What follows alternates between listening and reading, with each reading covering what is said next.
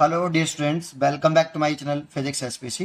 Current electricity का एक question. In the circuits shown the below reading of voltmeter and ammeter will be. ये figure दे रखा है।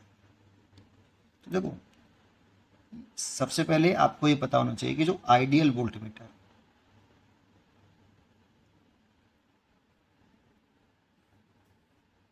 इसका रेजिस्टेंस जो होता है इनफाइनाइट होता है, एंड आइडियल एमीटर इसका रेजिस्टेंस 0 होता है। ठीक है। अब इसमें इस वोल्टमीटर को आप आइडियल मान रहे हो, इसका रेजिस्टेंस इन्फिनिटी, और एमीटर को आइडियल एमीटर मान रहे हो 0 रेजिस्टेंस। जब जब वोल्टमीटर का रेजिस्टेंस गिवन ना हो तो हम उसे आइडियल वोल्टमीटर मान लेंगे। एमीटर का रेजिस्टेंस गिवन ना हो तो हम उसे आइडियल एमीटर मान लेंगे। यहाँ पर वोल्टमीटर के रेजिस्टेंस के बारे में कोई जानकारी नहीं है तो आइडियल मान लो, पहली बात। अब इसको सिंपल सर्किट हो गया, बस रीडिंग करना है। जरा समझिए, जैसे आप ऐसे ना लो, ये 10 ओम का रेजिस्टेंस है और ये आइडियल वोल्टमीटर मान लीजिए इसका रेजिस्टेंस इन्फिनिटी है, तो आप यहाँ पर एक इन्फिनिटी रेजिस्टेंस का वायर लगा लो और यहाँ एक 0 रेजिस्टेंस का लगा लो, 0 ओम, और इस तरह से जोड़ लो। ये 10 वोल्ट की बैटरी है। तो ये तो टोटल ईएमएफ हो गया। टोटल रेजिस्टेंस निकालो तो टोटल करंट निकल आएगी। यहाँ से कितनी करंट चल रही है ना। तो टोटल रेजिस्टेंस निकाले तो देखो ये दोनों पैरेलल कॉम्बिनेशन में है, तो इन दोनों का पैरेलल निकालें तो 1/r dash is equal to 1/10 plus 1/इन्फिनिटी। अब इन्फिनिटी का किसी में डिवाइड करते हैं तो 0 आता है, 1/इन्फिनिटी 0 होता है, और ये 1/r डैश, तो r dash is equal to आ गया आपका 10 ओम।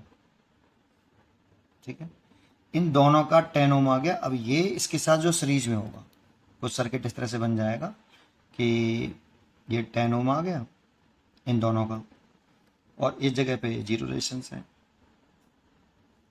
ऐसे 0। ये दोनों सीरीज में है, यहाँ से करंट चलेगी I1 और सीरीज में ये एमीटर का रेजिस्टेंस है, तो टोटल रेजिस्टेंस जो आया वो 10 + 0 दैट मीन्स 10 ओम ही आया, है ना। तो ये टोटल करंट निकाल सकते हो आप। तो total current is equal to लिख सकते हो आप यहाँ पे, यहाँ लिख देता हूँ नीचे ही, कि total current I1 is equal to total EMF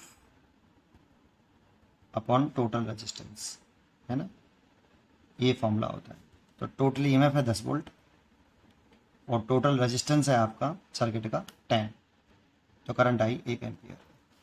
अब देखो, इस यहाँ पे आ जाओ, ये करंट आपकी I1 is equal to 1 ampere आ गई, यहाँ तक 1 एम्पियर आ गई ऐसे कैसे, क्योंकि इसका रेजिस्टेंस जो है वोल्टमीटर का इनफाइनाइट है। तो ये तो ज़्यादा करंट किधर जाती है, जिसका रेजिस्टेंस कम हो, लेकिन इसका रेजिस्टेंस तो बेटा इन्फिनिटी है, तो इसमें तो कोई करंट ड्रॉप होगी नहीं, तो ये सारी करंट इसी में ड्रॉप होगी 1 एम्पियर, और ये करंट ऐसे आ गई 1 एम्पियर। तो इसके अंदर कितनी एंटर कर रही है, देखो एमीटर के अंदर 1 एम्पियर, तो रीडिंग ऑफ एमीटर देगा 1 एम्पियर। तो पहले एमीटर की जो रीडिंग आ गई वो 1 एम्पियर आ गई। ठीक है।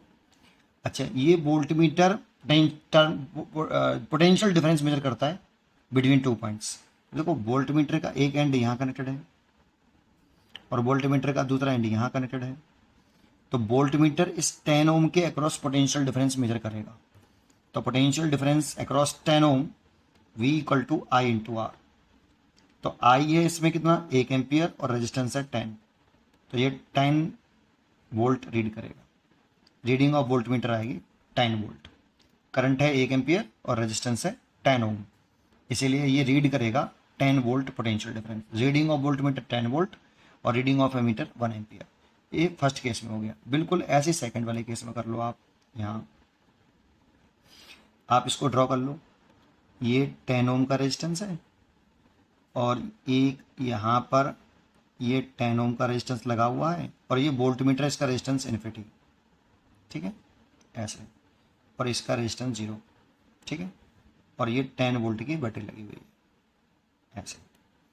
अब सोचो, ये दोनों किस में है, सीरीज में, तो 10 प्लस इन्फाइनाइट करोगे तो इन्फाइनाइट ही रहेगा भाई। 10 और सीरीज कॉम्बिनेशन में कनेक्टेड है, तो 10 प्लस इन्फिनिटी, तो 10 plus infinity equal to infinite. फिर इन्फिनिटी जो इन दोनों का कॉम्बिनेशन करके इन्फाइनाइट आया, वो इसके साथ किस में है, पैरेलल में है। तो यही कहानी बन गई थी दोबारा से, ये वाली 10 और इन्फिनिटी, इन दोनों का कॉम्बिनेशन करके देखो ये बन गया इन दोनों का कॉम्बिनेशन करके इन्फाइनाइट बन गया, है ना। अब ये दोनों किस में, फिर पैरेलल में तो यही आएगा, फिर इसका इन दोनों का पैरेलल कॉम्बिनेशन के 10 आया, फिर ये दोनों किस में, फिर ये दोनों सीरीज में हो जाएंगे, तो सेम ही आएगा। दैट मीन्स इसमें भी जो करंट आएगी I2 वो 1 एम्पियर ही आएगी। समझ में आया तो आया भाई। इन दोनों का सीरीज करिए तो इन्फाइनाइट आ गया, तो देखो इन दोनों का एक कर देंगे तो ये डायग्राम बन गया। अब ये डायग्राम और ये डायग्राम सेम ही तो है, देखो तो इक्विवेलेंट रेजिस्टेंस इसका कितना आएगा 10 ओम। करंट निकालोगे, वोल्टेज भी, बैटरी भी वही है, सब कुछ वैसा ही है, तो करंट भी 1 एम्पियर आएगी।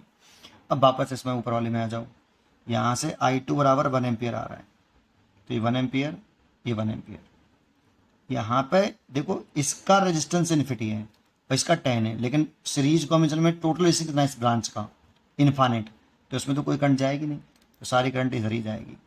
I2 बराबर 1 एम्पियर था, तो 1 एम्पियर इधर ही आ गया ऐसे, और ये ऐसे 1 एम्पियर, I2 बराबर 1 एम्पियर।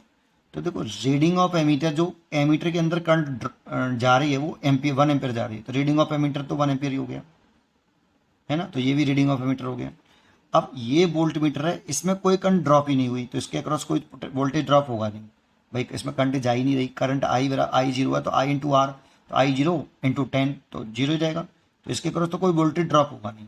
तो ये वोल्ट मीटर इसके और इसके एंड के क्रॉस पोटेंशियल डिफरेंस मेजर करेगा, और इन दोनों पॉइंटों के क्रॉस पोटेंशियल डिफरेंस जो मेजर करेगा वो है V बराबर 10 ओम के क्रॉस, इस वाले 10 ओम के क्रॉस पोटेंशियल डिफरेंस मेजर करेगा। इसमें कोई करंट नहीं है, इसलिए इसके क्रॉस कोई वोल्टेज ड्रॉप हुआ ही नहीं। तो करंट कितनी है 1 एम्पियर, और वोल्टेज 10 वोल्ट, तो 10 ओम, तो 10 वोल्ट। तो रीडिंग ऑफ वोल्ट मीटर जो V2 है वो 10 वोल्ट और करंट 1 एम्पियर। तो देखो सेम ही रीडिंग आ रही है, तो V1 और V2 बराबर है, और I1 I2 भी बराबर है। C choice is correct. Reading of voltmeter 10 volt, reading of volt 10 volt, current reading of ammeter 1 ampere 1 ampere. तो V1 बराबर V2 और I1 बराबर I2। जब भी आपको वोल्ट मीटर के रेजिस्टेंस के बारे में कुछ जानकारी ना दे रखी हो, करंट के एमीटर के रेजिस्टेंस के बारे में कुछ जानकारी ना दे रखी हो, तो उसे आप आइडियल वोल्ट मीटर कंसीडर कर लो। पढ़ते रहो और खुश रहो।